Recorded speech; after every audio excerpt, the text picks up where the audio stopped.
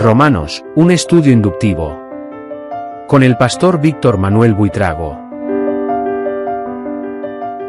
Excelentísimo Dios, Padre eterno, Dios de gloria, damos a ti honra, gloria, alabanza, adoración.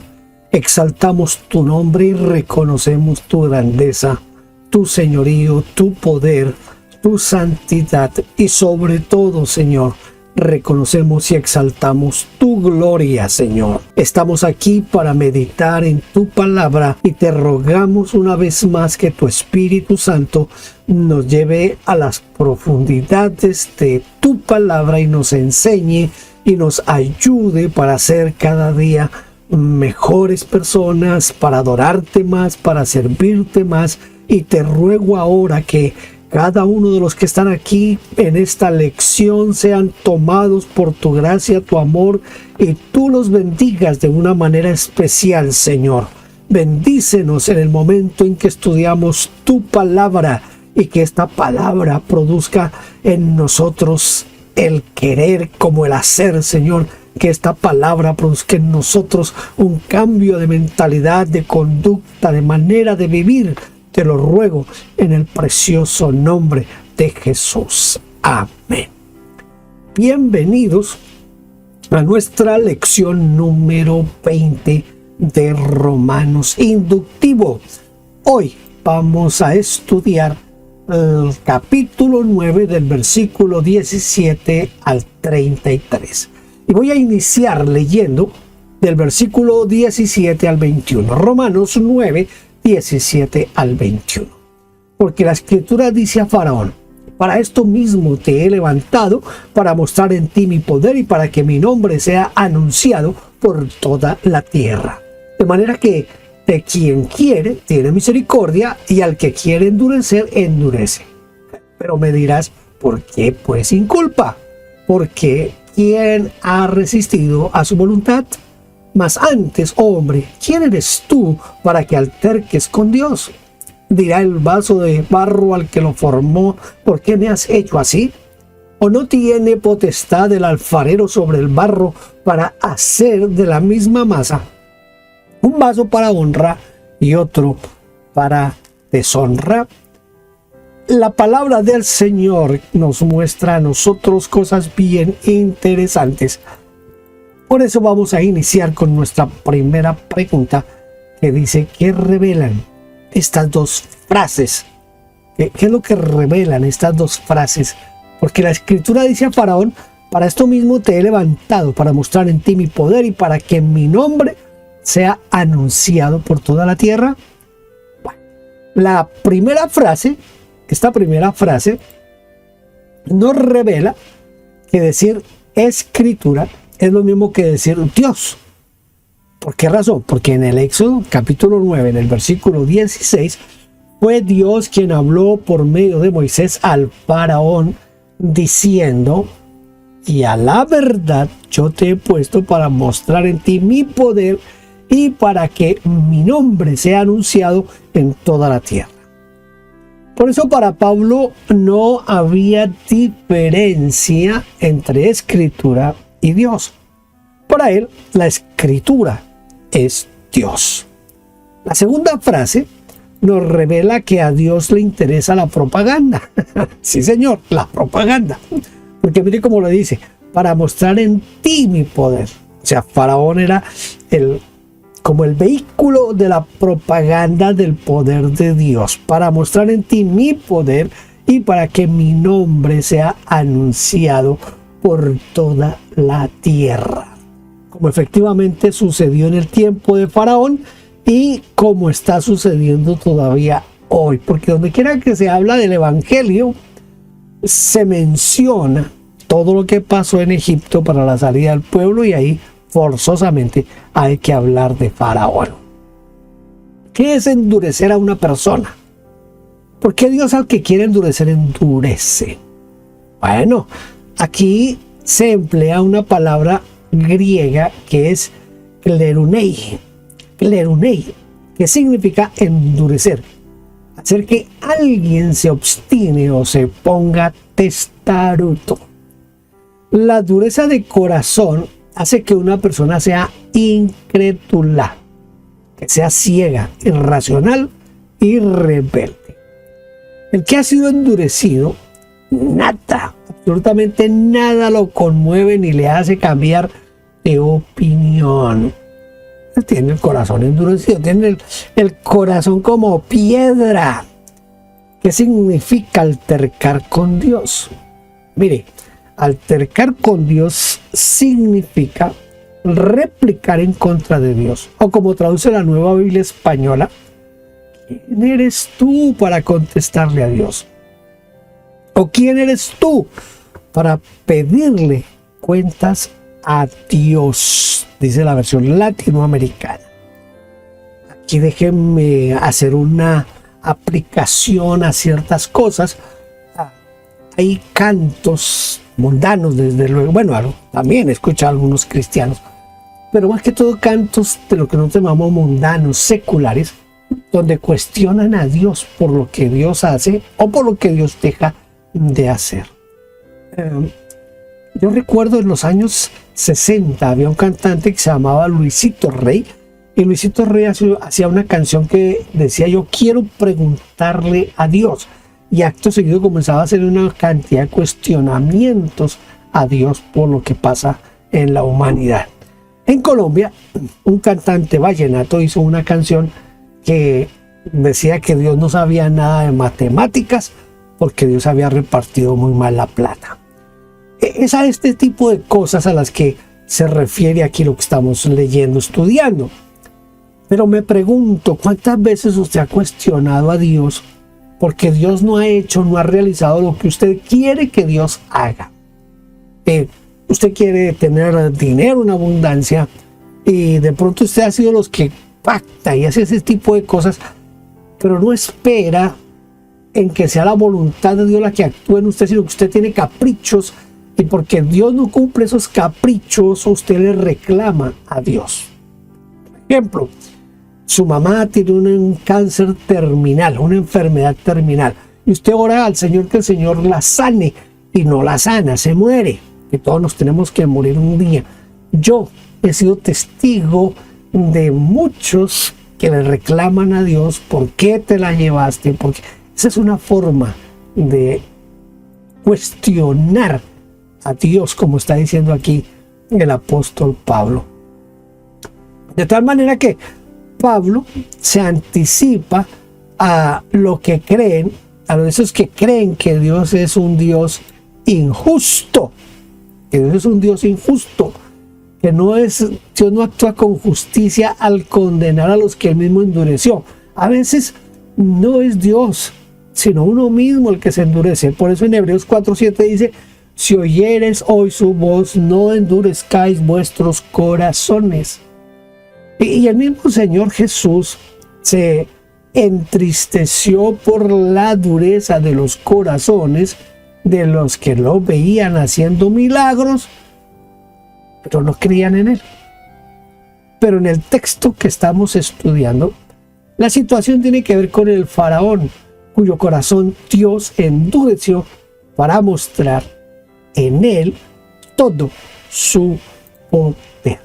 Muy bien, vamos a leer ahora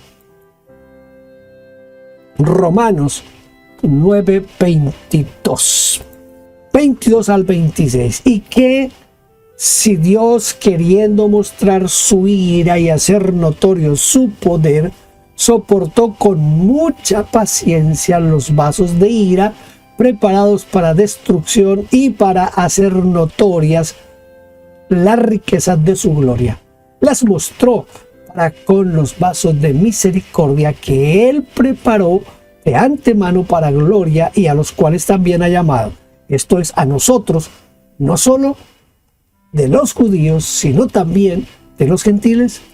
Como también Oseas dice: llamaré pueblo mío al que no era mi pueblo, y a la no amada, amada. Y en el lugar donde les dije, o les dijo: vosotros no sois pueblo mío, allí serán llamados hijos del Dios viviente. Dios como el gran alfarero,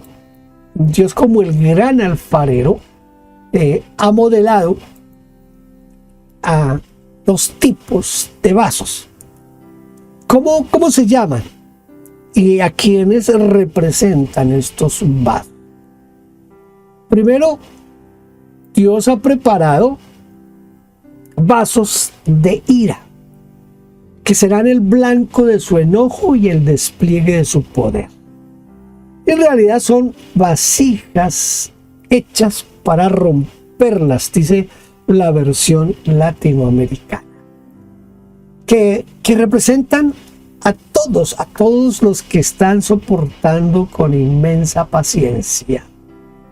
En segundo lugar, Dios ha preparado vasos de misericordia para dar a conocer las riquezas de su gloria que Él preparó de antemano para su gloria. Los vasos de misericordia representan a todos los que hemos creído en Cristo Jesús. Esto es, a nosotros los que creemos. Por un lado, nos ha dado riquezas de su gloria y por el otro, nos preparó para su gloria. ¿Quiénes se les dijo, vosotros no sois pueblo mío? ¿A quién se le dijo, vosotros no sois pueblo mío?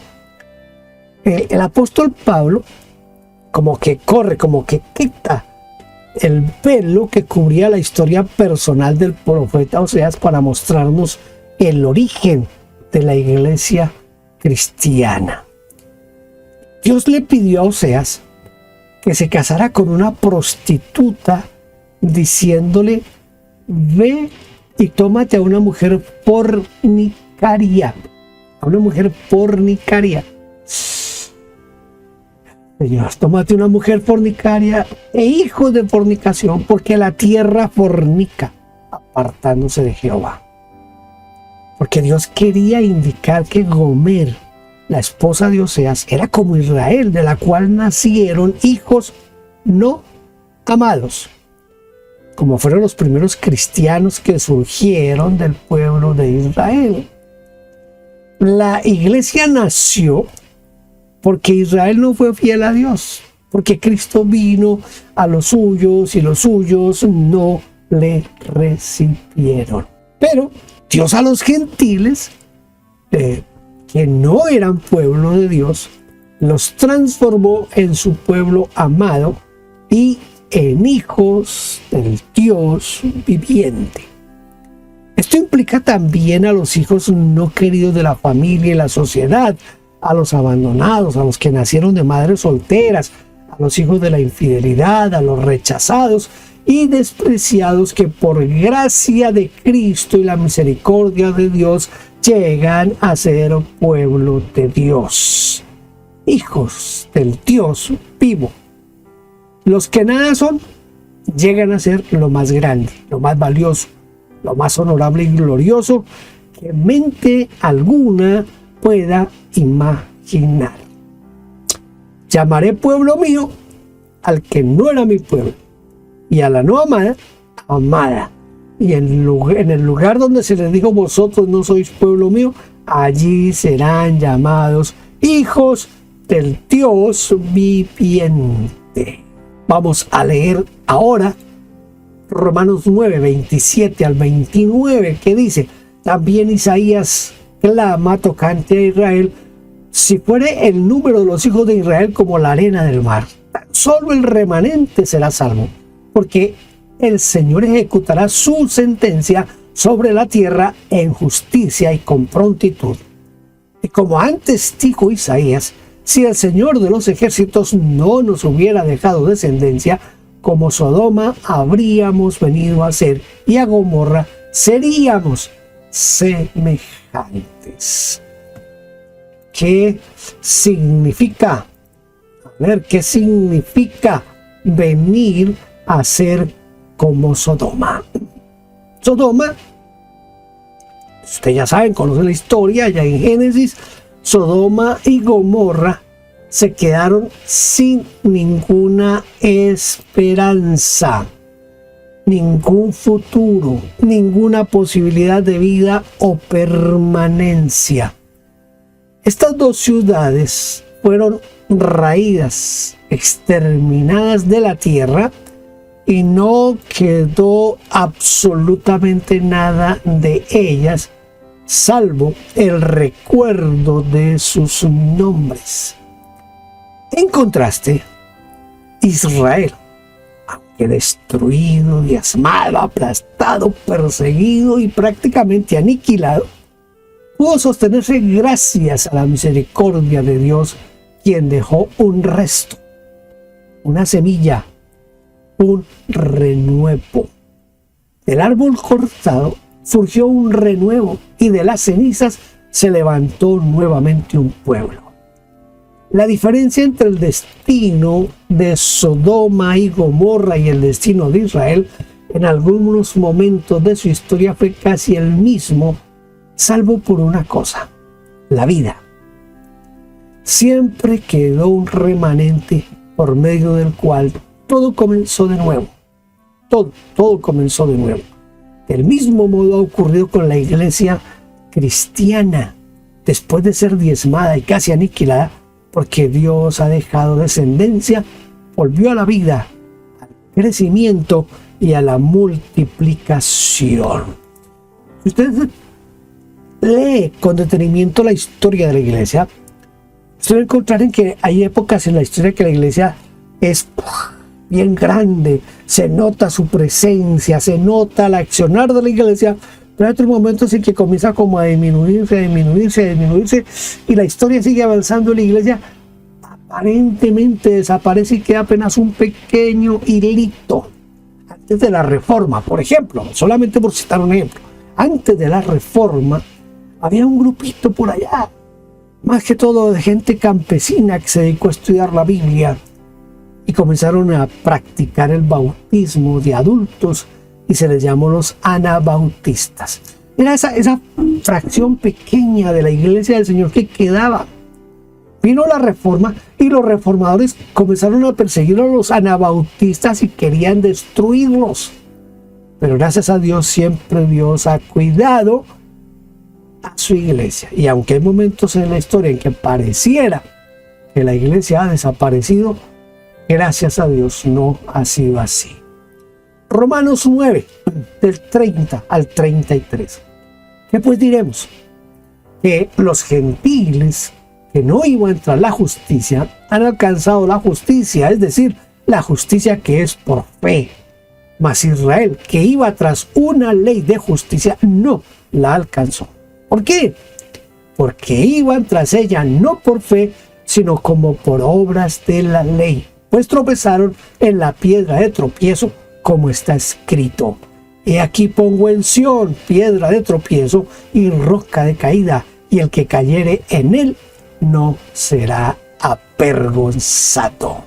No será avergonzado.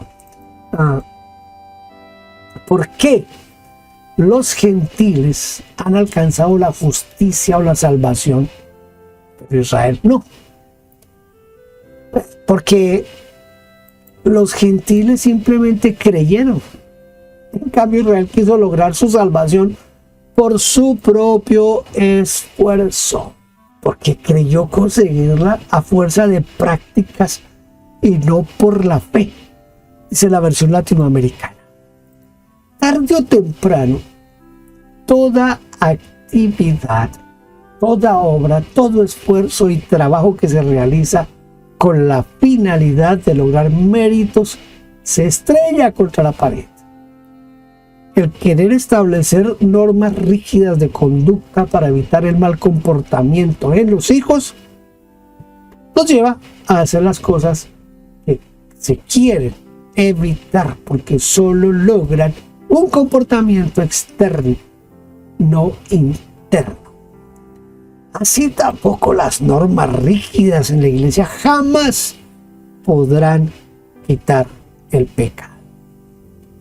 No es este el camino para la santidad y la justicia, porque todo aquel que transite este camino tropezará, se escandalizará, se ofenderá y se hará pedazos.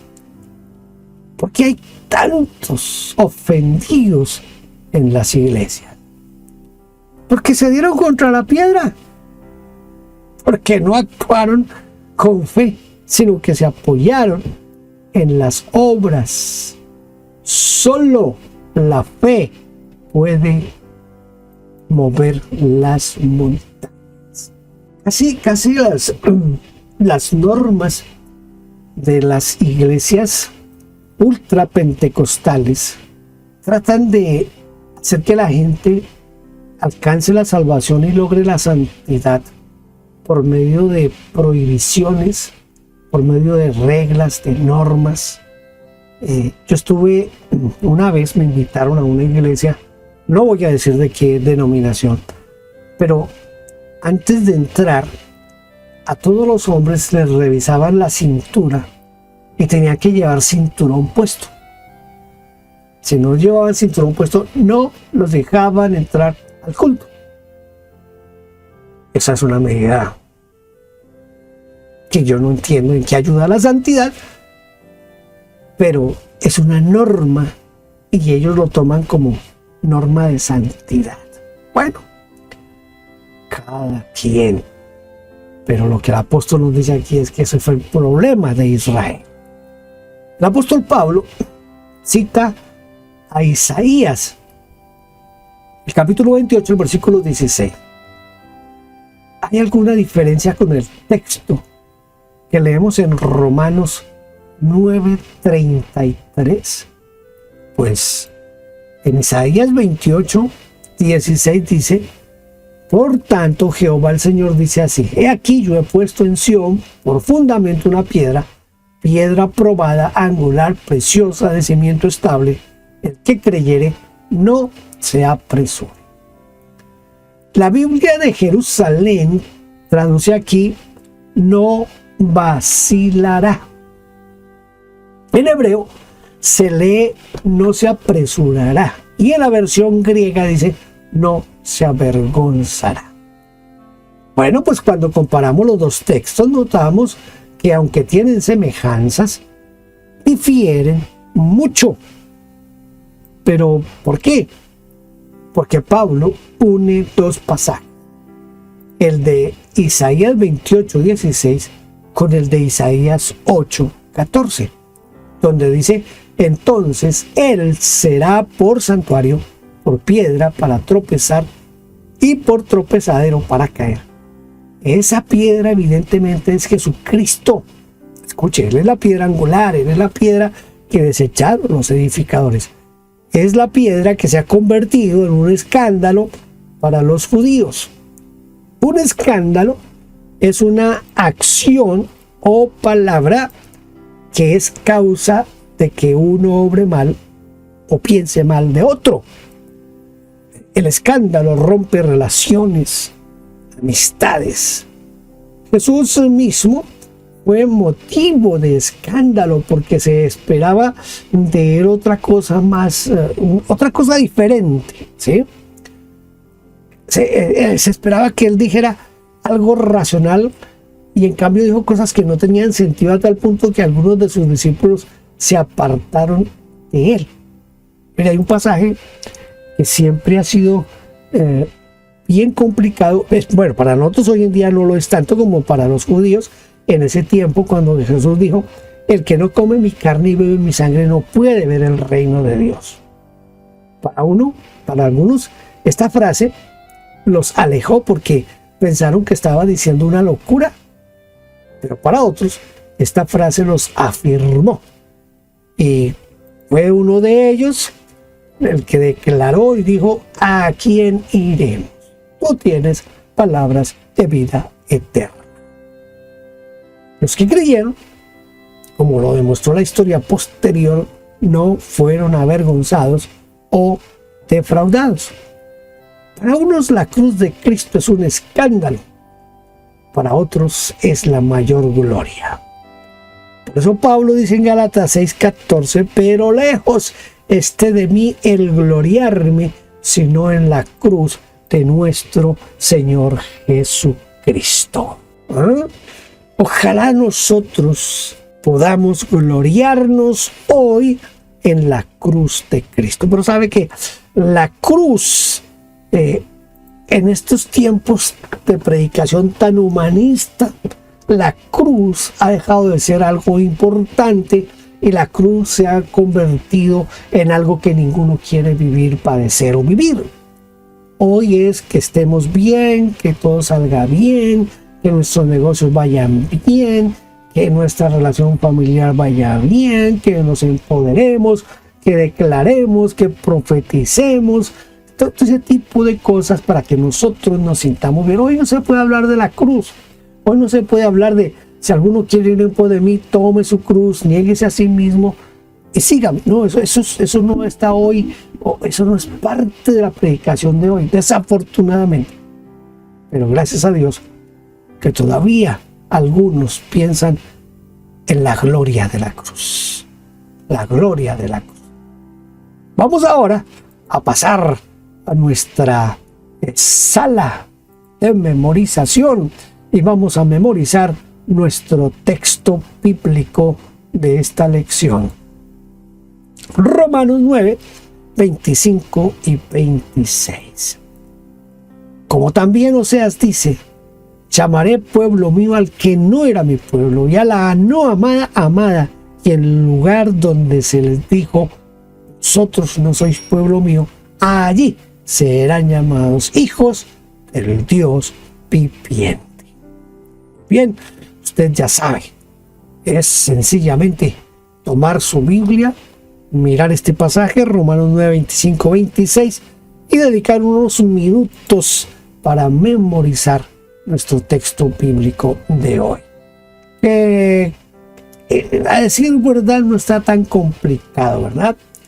Dice, como también Oseas, el profeta, dice: llamaré pueblo mío, ¿a quién? Al que no era mi pueblo. Y a la no amada, la llamaré amada. Y en el lugar donde se les dijo: vosotros no sois pueblo mío, allí serán llamados hijos del Dios viviente. Esto es lo que dice Romanos 9, 25 y 26. Ya sé, es casi imposible aprendérselo aquí con 2 lecturas, pero usted va a dedicar tiempo a memorizarlo. Muy bien, hemos llegado al final de nuestra lección número 20 de Romanos Inductivo. Con la ayuda de Dios los espero en nuestra lección número 21. Dios le bendiga. Gracias por vernos.